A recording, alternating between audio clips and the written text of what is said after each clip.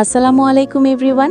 তো আপনাদের মাঝে বাঁধনহারা স্বামী গল্পের ১৬ নম্বর পার্ট নিয়ে চলে আসলাম। তো বেশি কথা না করে চলুন গল্প শুরু করা যাক। মৃধা তাজধীরকে নিজের রুমে নিয়ে এলো। জ্বরে গা পুড়ে যাচ্ছে লোকটার, অথচ এতক্ষণ সে একটু টেরও পায়নি। টের পাবেও বা কী করে? এমন কোনো অস্বাভাবিকতা সে তো দেখেইনি। অন্ধকারে ঠিকমতো তাজধীরের মুখটাও তো স্পষ্ট দেখতে পায়নি। কত কথাই না শোনালো লোকটাকে, কতটা ভয় যে সেই তাজধীরকে রুমে আনলো শুধুমাত্র সেই জানে। বাবা মার চোখকে ফাঁকি দিয়ে এত রাতে এমন একটা কাজ করলো, ওরা দুজনে এক রুমে। যদি সামান্য আঁচ করতে পারে নিশ্চিত কেলেঙ্কারি হয়ে যাবে। তাছাড়া গ্রামের মানুষ একটা শুনলে সেটাকে ১০ রকম বানাতেও দ্বিধান্বিত হবে না। তবে মৃধার মনের এই ভয় আতঙ্ক ধীরে ধীরে মৃধাকে কুঁড়ে কুঁড়ে খাচ্ছে। আর কতদিন? একদিন না একদিন তো সবাই বিষয়টা জানবেই। অথচ তাজধীর কি সহজেই বলে দিল মৃধার বাবা মাকে সামলানোর দায়িত্ব মৃধার একারই। যেন মৃধা যেছে এসে তাজধীরকে বিয়ে করার জন্য নাচছিল। ও এসব অযাচিত চিন্তাভাবনা করতে করতে একটা ছোট্ট কাপড়ের জলপাট্টি নিয়ে রুমে প্রবেশ করে তড়িগড়ি করে দরজাটা অফ করে দিল।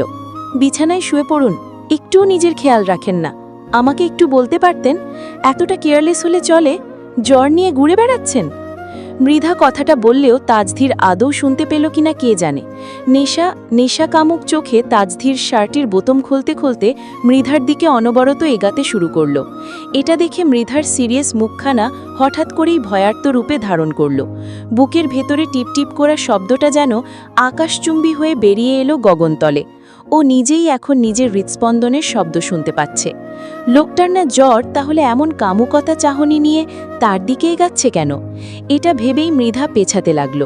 ও কম্পিত চিকন চিকন কণ্ঠে খুব কম আওয়াজে বলল, আপনি এভাবে আমার দিকে এগাচ্ছেন কেন? ডার্ক রোম্যান্স করব আজ।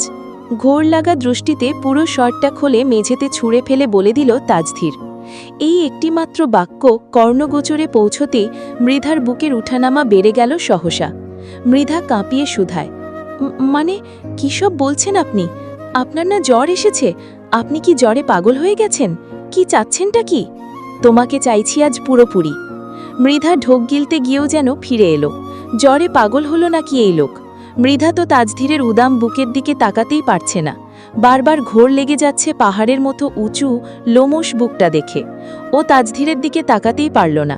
ভিজা কাপড়টা সহ হাত পা তীর করে কাঁপছে। আমাকে চাচ্ছেন মানে কি? আমি কি হারিয়ে গেছি? আমি আছি তো আপনার কাছে। তাজধীর মৃধার ফাঁক হয়ে থাকা গোলাপি অধর যুগলে আঙুলখানা দিয়ে চুপ করিয়ে দিয়ে ফিসফিসিয়ে বলল, কোনো কথা না, আজকে আমার তোমাকে চাই মানে চাই। মৃধার সফেদ রঙা চুড়িদারের ওপরে ওড়না না থাকায় জ্বরে পুড়তে থাকা তাজধীর যেন আজ নিজের খেই হারালো। জেগে জেগে উঠল ওর ভেতরকার পুরুষ সত্তা। হৃদয় খরস্রোতা প্রবাহিত তীব্র ঢেউ বইতে থাকে। আজ যেন মৃধাকে কাছে না পাইলেই না। তাজধীর আর মৃধার থেকে উত্তরের অপেক্ষা করল না। এক হাত মৃধার ঘাড়ের পেছনে রেখে ওকে নিজের দিকে টেনে এনে একেবারে মিশিয়ে ফেলল নিজের উন্মুক্ত উত্তাপ্ত বুকের সাথে। চোখ বন্ধ করে ঠোঁট ছোঁয়ালো মৃধার শুকনো কোমল গোলাপি অধর যুগলে। তাজধীরের ঠোঁটের ছোঁয়ায় কেঁপে কেঁপে উঠল মৃধা। তাজধীরের সাথে সাথে মৃধাও আকস্মিক নেত্রপল্লব খিচি বন্ধ করে নিল।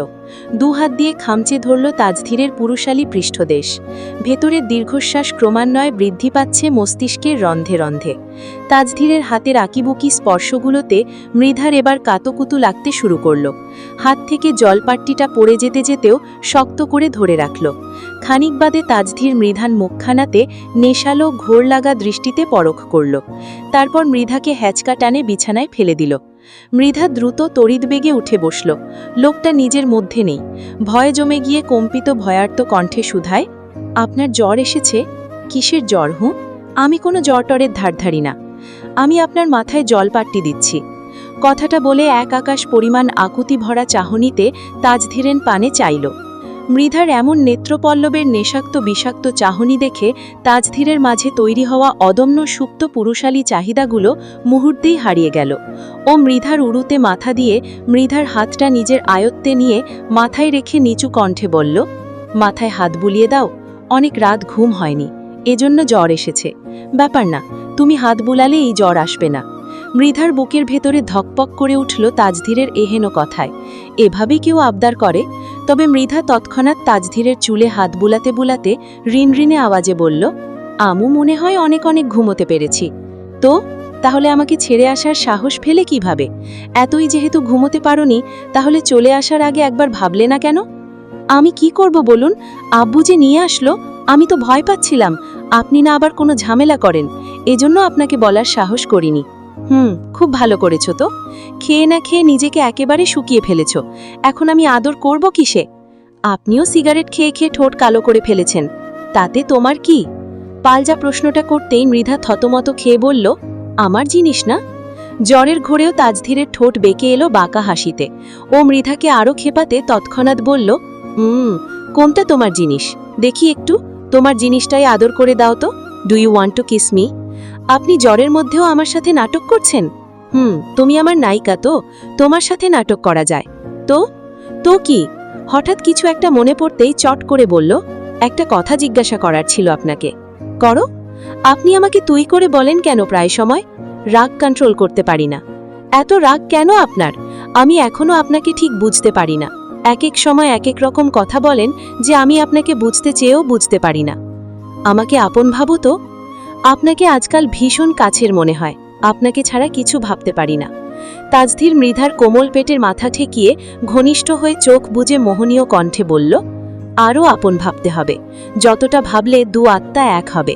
You are my open book, the heartbeat that resonates deep within my soul. Mridha তৎক্ষণাৎ পাল্টা জবাব করল না।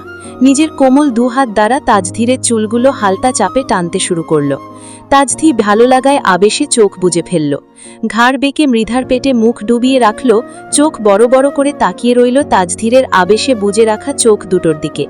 মৃধা যেন রোবট হয়ে গেছে, সরার চেষ্টাও করতে পারছে না। তাজধীর শুধু মুখ ডুবালো না, বরং মৃধার লতানো চেকন কোমর জড়িয়ে ধরে সেখানটায় ঠোঁট ঠেকিয়ে রাখল। ঘড়ির কাঁটায় তখন সকাল 7:30। একটা অস্বস্তিকর পরিস্থিতিতে ঘুম ভাঙল মৃধার। পাখির আওয়াজ তথা সকালের মুরগিদের আওয়াজ ভেসে আসছে। গ্রামে এটাই তো সকাল হওয়ার আগমনী বার্তা। তাছাড়া আজানের ধ্বনি, আরও কত কি। ও ঘুম ঘুম চোখে নিচু হতেই দেখে ওর পেটে জামা নেই, উন্মুক্ত। আর তাতে নিশ্চিন্তে নির্বিঘ্নে হাত রেখে আষ্টেপিষ্টে জড়িয়ে ধরে ঘুমাচ্ছে তাজধীর। মৃধা তড়িগড়ি করে তাজধীরের কপালে হাত দেখে। জ্বর কমে গেছে প্রায়। তাজধীরের শরীর একেবারে শীতল। পরনে কোনো শর্ট নেই, উদাম শরীরে উপুর হয়ে শুয়ে আছে তাজধীর। মৃধা অপলক দৃষ্টিতে তাজধীরের একপাশে হওয়া ঘুমন্ত মুখের দিকে চাইল। এই তামাটে রঙের উজ্জ্বল শ্যামলা মায়াবী সরু চোখের সুদর্শন পুরুষটা তার স্বামী, ভাবতেই কেমন যেন লাগে ওর। কখনো ভাবেনি জীবনে হঠাৎ করেই এই পুরুষটা আসবে। ঝড়ের বেগে যেন আসলো আর তার জীবনটা বদলে দিল। তাজধীরের কপালে পড়ে থাকা চুলগুলো হাত দিয়ে পেছনে সরাতে হাত নেয়। এহেন সময় বাইরের দরজার কড়াতে কড়া নেড়ে মোহনা রহমান ঠকঠক আওয়াজ করে রাগী কণ্ঠে বলছেন, এতক্ষণ ঘুমাচ্ছিস কেন মৃধা? ওঠ, আজকে তো নামাজও পড়িসনি। এতবার করে ডাকলাম কোনো সাড়া দিসনি। প্রতিদিন কি এভাবেই কাটাবি? নামাজ কালাম কিছু নেই? মৃধা নিজের হাতটা তড়িৎ গতিতে সরিয়ে ফেলে। তাজধীর কি জেগে আছে নাকি নাই কে জানে। তাড়াতাড়ি ও মায়ের কথার বিপরীতে জবাব দিল, উঠছি আম্মু, আসছি, তুমি যাও, আমি এক্ষুনি আসছি। মোহনা রহমান দরজায় দাঁড়িয়ে নেই। তিনি প্রথমেই গুচারটে কথা শুনিয়ে সেই তখনই রান্নার ঘরে চলে গেছেন। মায়ের কোনো উত্তর না পেয়ে মৃধা স্বস্তির নিঃশ্বাস ফেলে। তাজধীরকে জাগানো উচিত। ও তাজধীরের পিঠে সামান্য ধাক্কা দিতে দিতে গুনগুনিয়ে বলল, শুনছেন, উঠুন, সকাল হয়ে গেছে। কোনো জবাব এলো না। মৃধা এবার আরেকটু জোরে তাজধীরের বাহুতে সামান্য ধাক্কা দিয়ে বলল, ঘুমাচ্ছেন? এবারও তাজধীর চোখ খুলল না, জবাব দিল না। তবে নড়ে চড়ে উঠল। এটা আপনার ওই ডুপ্লেক্স বা আপনার রাজপ্রাসাদ বাড়ি না, তাড়াতাড়ি উঠুন। কি হয়েছে? ঘুম ঘুম কণ্ঠে বলল তাজধীর। কি বলবে তাড়াতাড়ি বলো, আমি ঘুমাবো। বলছি উঠতে, আমি উঠব। তাজধীর আর এবার শুয়ে থাকল না, উঠেই বসল। ও উঠে মৃধাকে বলল, টি শার্ট দাও। আমি কই পাবো? তুমি আসার সময় নিয়ে এসেছ। কে বলছে? আমি জানি। তাজধীর টি শার্ট পরে রুম থেকে বের হওয়ার সময় মৃদুল কিভাবে যেন দেখে ফেলল। ও দৌড়ে তাজধীরের হাত ধরে জোর গলায় বলল, এত সকালে তুমি আমার আপুর রুম থেকে বের হচ্ছ কেন? রেসপন্স চলবে। তো আজকের গল্পটি শেষ হয়ে গেল। তো পরবর্তী পার্ট পেতে আমার চ্যানেলটি অবশ্যই সাবস্ক্রাইব করে রাখবেন। তো পরবর্তী পার্ট এই চ্যানেলেই পাবেন। আর গল্পটি কেমন লাগলো তা অবশ্যই কমেন্ট করে জানাবেন। সবাইকে ধন্যবাদ।